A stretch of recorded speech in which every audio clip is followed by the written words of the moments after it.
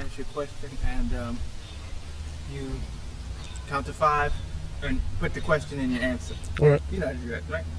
All right. He's a professional. Professional. Do this all the time. If you had the questions. How was the transition from moving from living in Brooklyn to living in East Hampton? All right.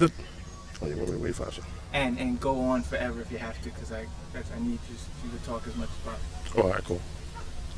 Yeah, the transition of moving from Brooklyn. Sorry, Tracy, you're in the picture again.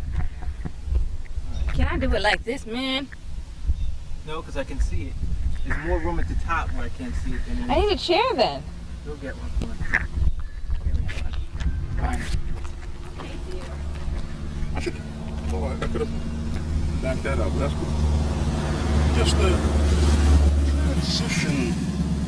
So I can use my Don Cornelius transition of from Brooklyn to East Hampton is basically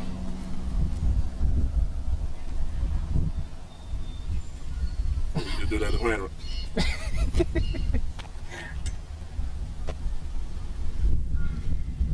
Testing. 1 2 1 2.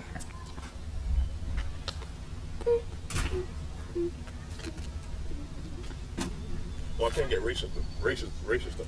Yeah, I came in, there was millions of white people. Yeah, don't. There were 9.5 white people. And in Brooklyn. This show is all like black and it's supposed to appeal to white people. I don't know how it's gonna. So it really can't. Now I might get embarrassed and pull out this chair. This chair's not that. Marriage. Is this the move or what? Let's move.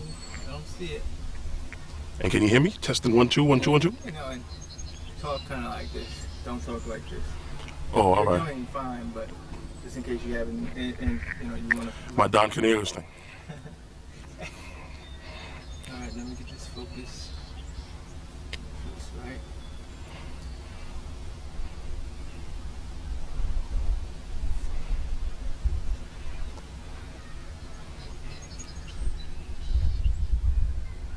One more time. All right, that looks good.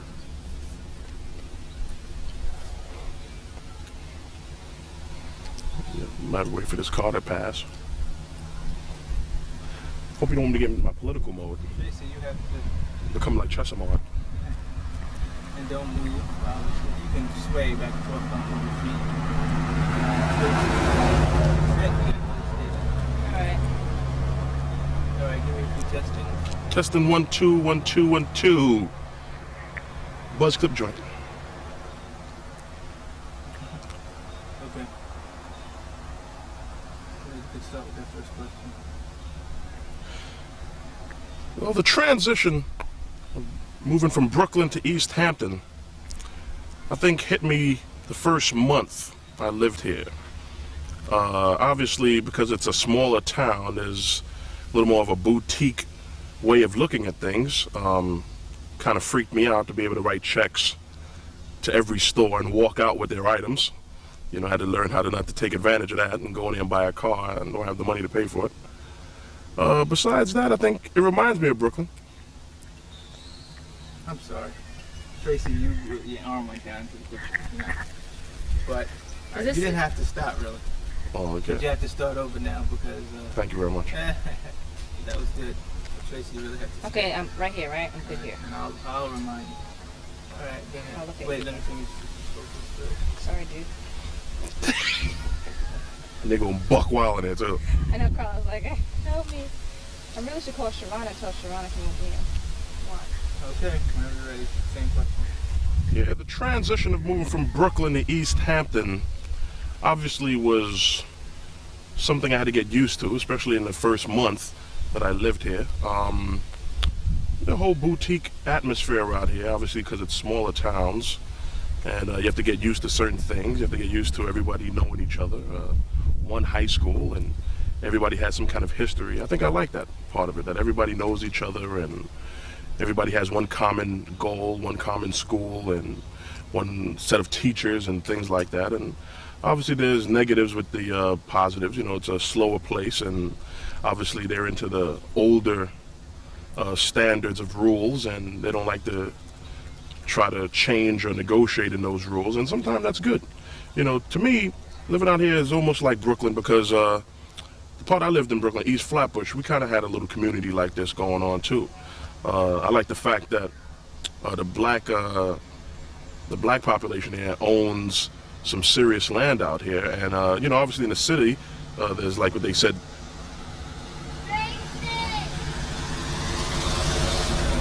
You want me to I can just keep going. Say the black population owns some land out here in the city. All right, go back inside. I admire the black population out here that owns severe land and beautiful acres of land and very prestigious, obviously, different landscapes out here. In Brooklyn and the city, we have a problem with the fact that you can buy things, but you really don't own anything. It's obviously expensive land, but you have probably 2 feet of a driveway and maybe 30 feet of a lawn containing the whole thing, and you have to pay probably the same prices as out here. So I like the fact that you actually have, you know, some kind of worth for your money and your investments and all your hard work. Okay. I can keep on going. No. All right, let me think of another question. What makes this album that's coming out different from your other albums? Or is it different? The difference of this album than all the other Chubb Rock albums will probably be the fact that this is the first time I would really have more hands-on on the production. In previous albums, I had a lot of hands-on the production, but I used to work with Howie, and he was older, and now, you know, we had like a DJ, producer, rapper kind of relationship where people obviously thought the producer was him and I was just a rapper, even though I was responsible for at least 80% of the production in our ventures. You know, this time I'm totally in control. I'm the executive producer of the album, and I think the album has more flavor, definitely danceable tracks, more danceable tracks like Treat 'Em Right and stuff like that. I think the album comes into a soul mode more than just a funk mode. It goes into a soul and somewhat of a blues jazz mode, and I think that's something that we never touched on the other, you know, all the other albums. All right. Okay. You heard that truck coming up there? Yeah. But That's okay, right? yeah, it's just background. I guess it's supposed to be a sound in the background. It didn't over. Time. You have any questions to answer? About, I'm sure people want to know how he got into it. Got into that. You mentioned that you went to Brown. You went to Brown, right? Yeah. All right now. Yeah, but it was a maneuver. I'll mention it.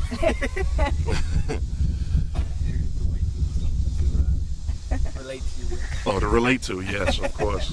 There was many of them there. Alright, hold on.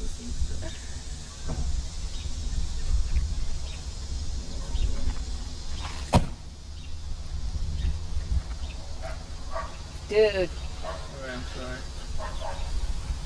You guys, all good? Yeah. But not the talent. Oh, this chair's gonna collapse any second now. Okay. Hey there, Padini. Go ahead, Tracy.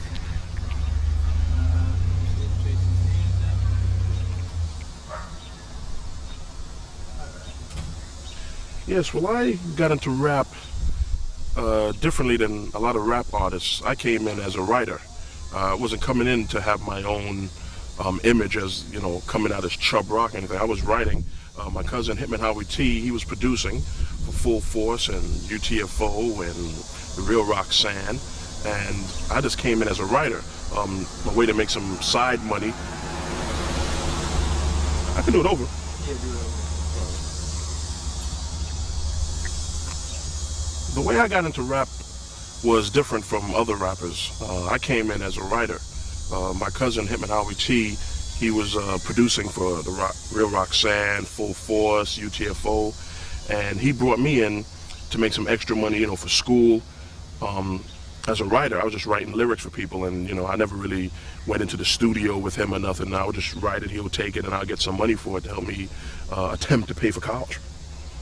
And you know, when I got accepted to Brown, you know, I really wasn't thinking about, you know, dissing school to go into rap or the rap business. But after like the first or second semester, you know, things got a little hard. Go in the house. I left it home. My mother. This little, she's a cute one, man. She is a cute one. She needs to be on television. You don't have to start again. You can just. I can do it because yeah, when I first got into rap, it was different from I think the other entrances that other rap artists come into rap. I didn't come in to be Chubb Rock or whatever. I came in as a writer, and my cousin, Howie T, he was producing for Full Force and The Real Roxanne and UTFO, and he was just trying to make some ways for me to make a little extra money, you know, to help pay for school and everything. And he knew that I was into writing poetry and writing lyrics and stuff like that, so he brought me in as a writer, and they just took my material and did it themselves. I never went to the studio. And then when I got accepted to college, you know, I just needed a little way to get a little side money here and there, you know, because I got accepted to Brown University. It was kind of expensive and, you know, a little too expensive for my blood. And then obviously when things got a little harder financially, I kind of said I was going to take a break for a year and try me as an artist, because Howie said that a lot of stuff that I wrote was very popular. So then I came in with Chubb Rock. A friend of mine named Stanley Desire gave me the name, and we just started off with our first album and with our song DJ Innovator, and then we had our first cult classic, Caught Up, and then we went into Your Bad Chubbs, and then we really branched off into the mainstream market with Treat 'Em Right. That was good. This is for theater goers, right? Yeah. I can talk about my upcoming project. Oh yeah. Theater project with Great. yeah, I can talk about it.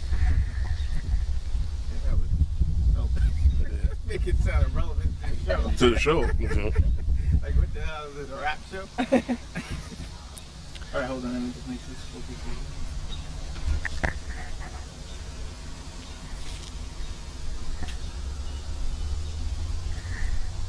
You want me to rap, Edward?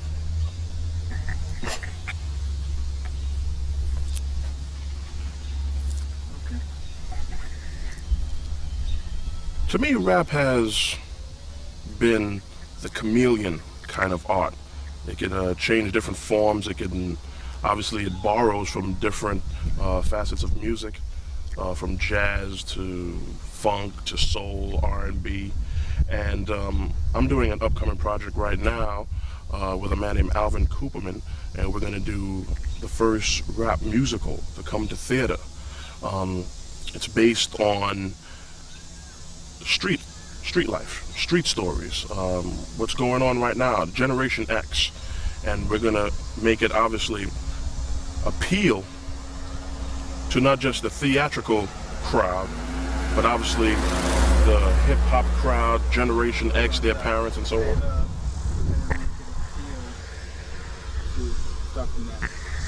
Okay. Our intentions is to make it appeal not only to the theatrical crowd, but obviously to the younger generation, Generation X, in which they're called the lost generation right now. And we're not trying to solve any problems, but just to try to bring it out again, but not in the movies, and more of a personable kind of relationship with theater, because I think theater has more of a person-to-person contact than movies. And we're basing it on street life, what's going on right now in the streets. But we're going to have the theatrical base, the theatrical format, hopefully on Broadway or maybe even off Broadway. And hopefully it will be coming out in 1995. We'll be working on it during the later half of '94. And hey, I hope you like it.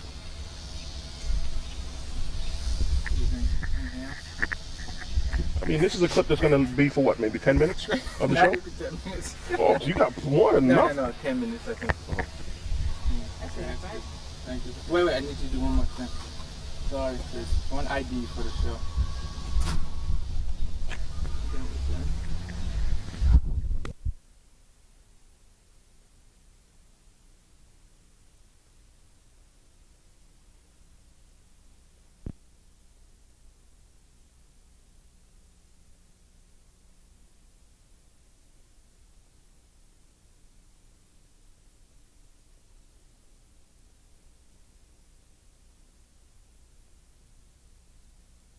Don't throw water at the camera, it's expensive. Hey, why do you be so loud all the time? Please. Please, excuse me. Cold.